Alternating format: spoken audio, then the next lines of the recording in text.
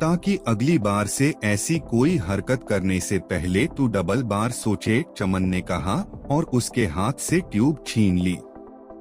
उसका जी तो चाह रहा था कि वो लकी की खोपड़ी पर और एक बार अपना हाथ साफ कर ले, लेकिन उससे पहले ही दुकान का फोन बजने लगा।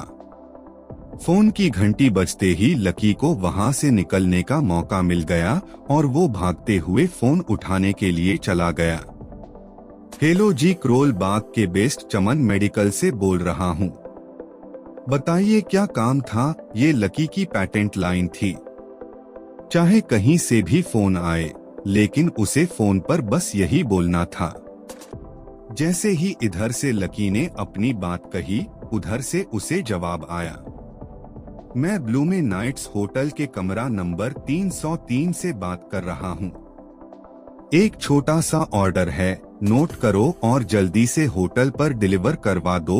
वो एक लड़के की आवाज थी। उसकी आवाज में काफी भारीपन और एक अजीब सी जल्दबाजी थी। जैसे ही लकी ने वो आवाज सुनी, पता नहीं क्यों, लेकिन उसे वो आवाज जानी पहचानी सी लगी। जी बताइए सर, आपका क्या ऑर्डर है?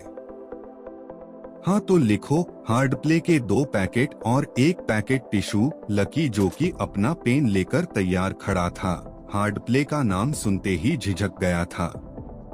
असल में हार्ड प्ले नाम का एक कंडोम आता था और इसलिए उसका नाम सुनते ही लकी शर्मा गया था। इतने साल से भी मेडिकल की दुकान पर काम करने के बाद भी उसे इन चीजों का नाम सुनने में शर्म आती थी। हेलो भाई, लिखा कि नहीं लिखा? उस आदमी ने फिर से लकी से पूछा। जी सर, लिख लिया सर, लकी ने खिसियाकर हंसते हुए कहा। लिख लिया तो फिर लेकर निकल, उस लड़के ने कहा। उसकी आवाज सुनकर ही ना जाने क्यों ऐसा लग रहा था कि वो कोई बहुत बड़ा आदमी था।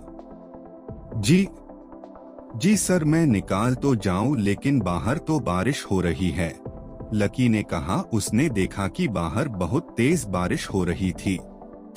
उनकी दुकान के सामने पानी भर गया था और तेज हवाओं की वजह से चमन मेडिकल स्टोर भी गिर गया था।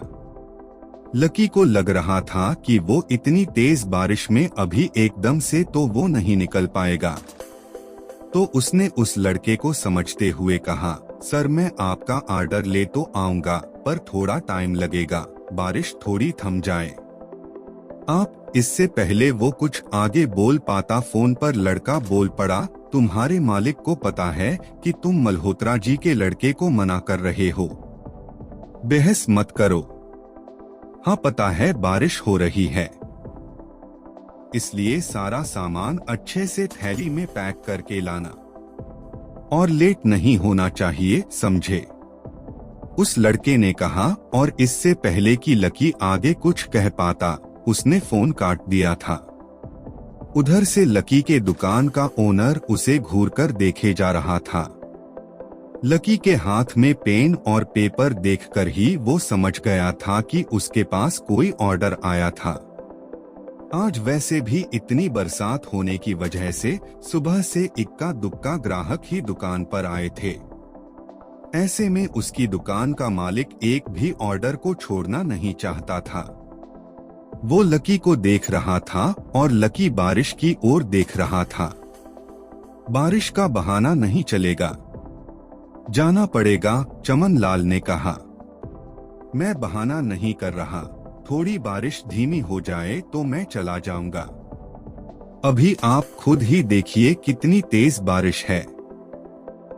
वो पता नहीं कोई मिस्टर मल्होत्रा का बेटा है, कुछ ज्यादा ही जल्दी में था सर जी, मैं साइकिल से तो पहुंच ही नहीं पाऊंगा इतनी जल्दी, लकी ने उनकी ओर देखते हुए कहा। क्या कहा? मिस्टर मल्होत्रा का बेटा? तू मेरी दुकान बंद करवाएगा क्या? अभी के अभी निकल उनका ऑर्डर लेके। वो हमारे बहुत पुराने कस्टमर हैं, चमन ने कहा। पर लकी ने कहा ही था कि चमन बोला, पर वर कुछ नहीं, तू मेरी मोटरसाइकिल ले जा, उन्होंने गुस्से में कहा।